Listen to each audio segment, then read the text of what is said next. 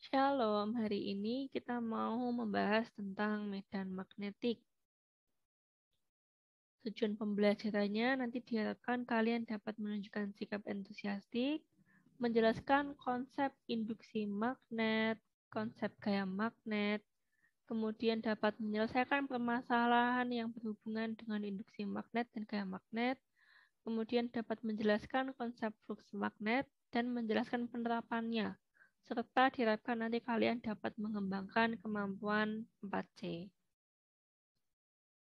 Bahasan yang pertama yaitu tentang arah medan magnetik di sekitar kawat berarus. Nah, ini diteliti pertama kali oleh seorang ilmuwan yang bernama Ørsted.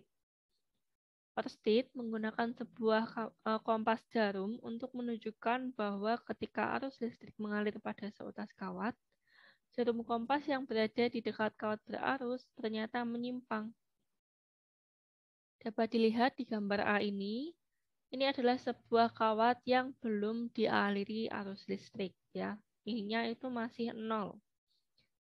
Di sekitar kawat ini diletakkan 6 kompas.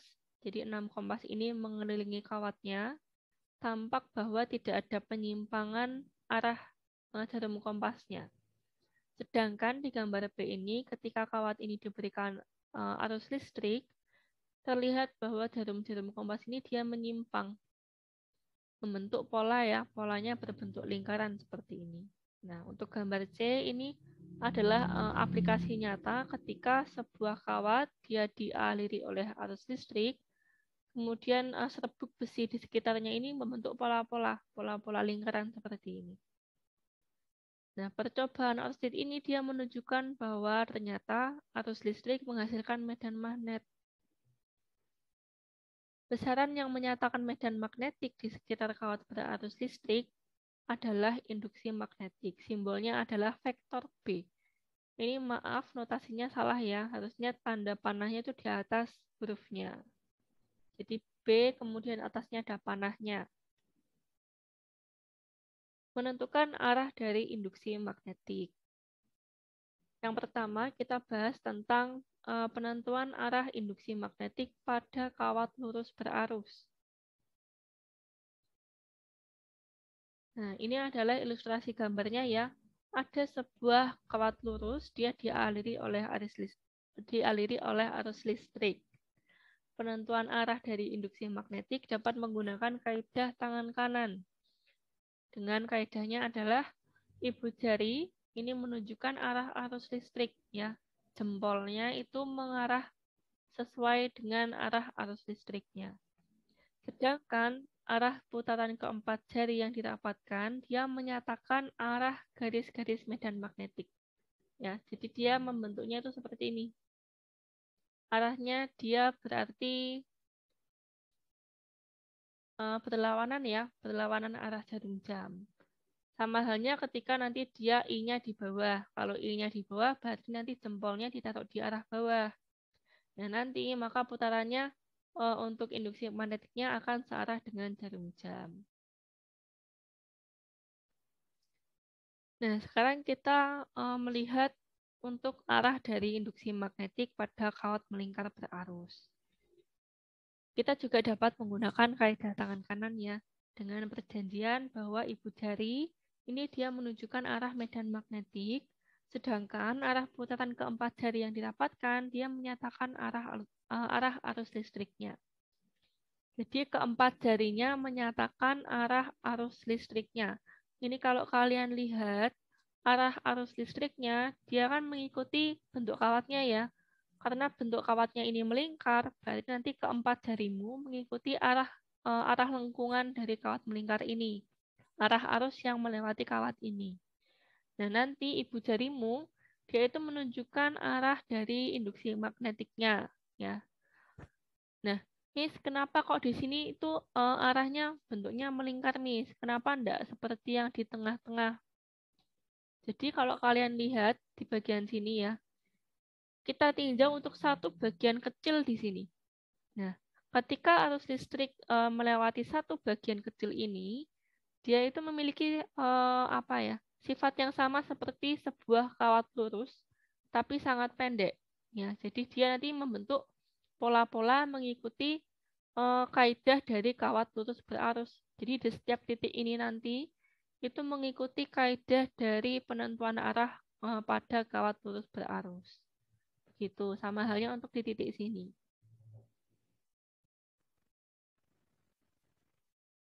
Nah, pada kasus solenoida atau solenoid, ini hampir mirip ya dengan kawat melingkar berarus.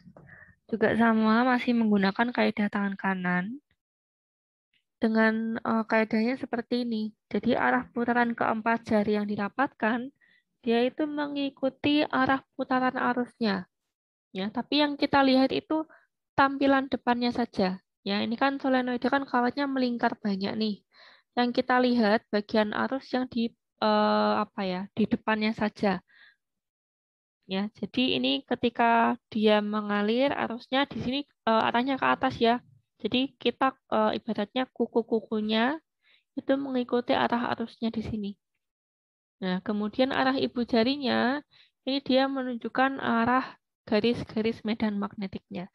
Jadi kalau misalkan seperti ini gambarnya, maka garis medan magnetiknya arahnya ke kiri, kirinya kita ya.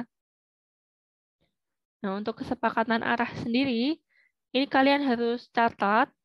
Kalau tidak mau mencatat harus ingat ya. Jadi kita sepakati kalau ke utara itu arahnya berarti arah yang menjauhi kita, menjauhi mata kita. Kita simbolkan dengan bentuk silang atau X.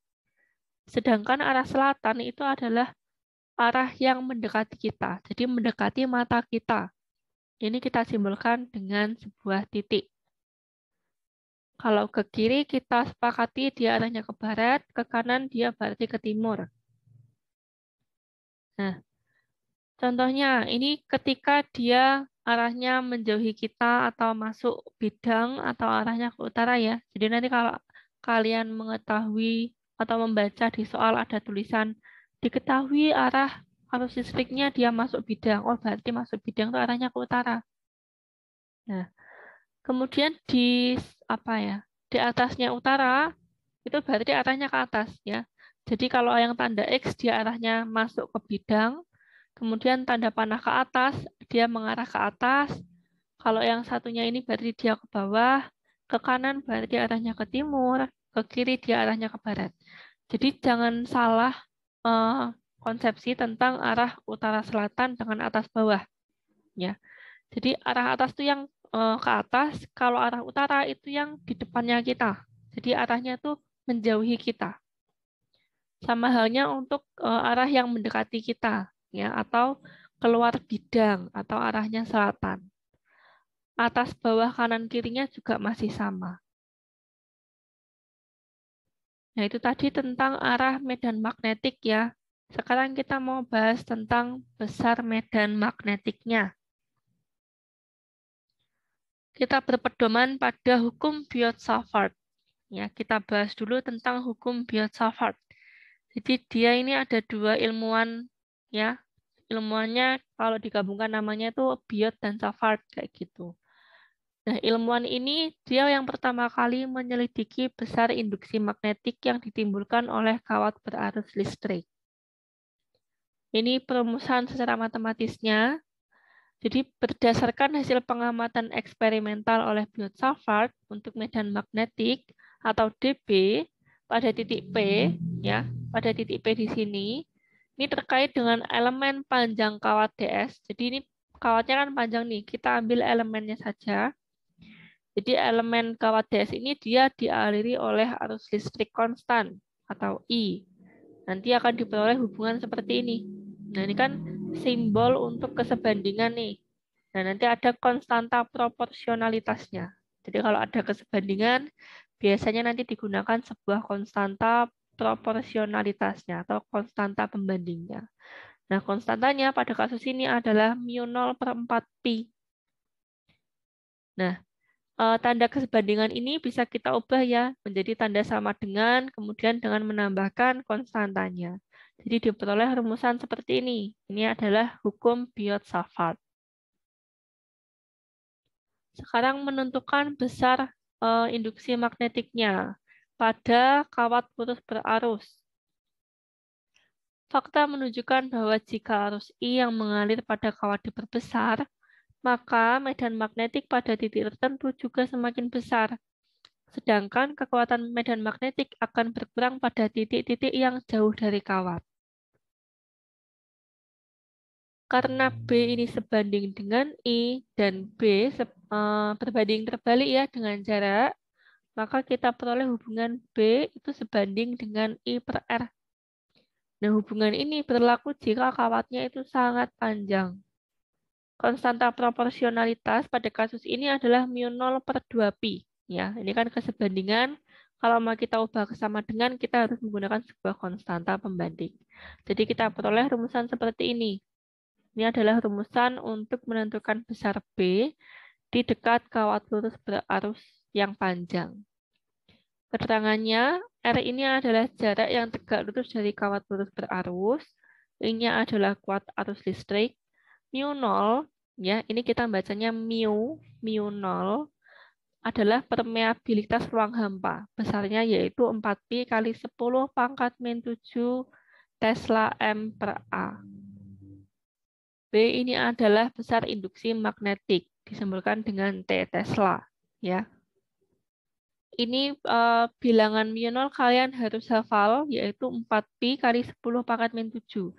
Ini tidak boleh lupa, karena nanti kalau misalkan saya beri soal, tidak saya sertakan nilai dari mu0.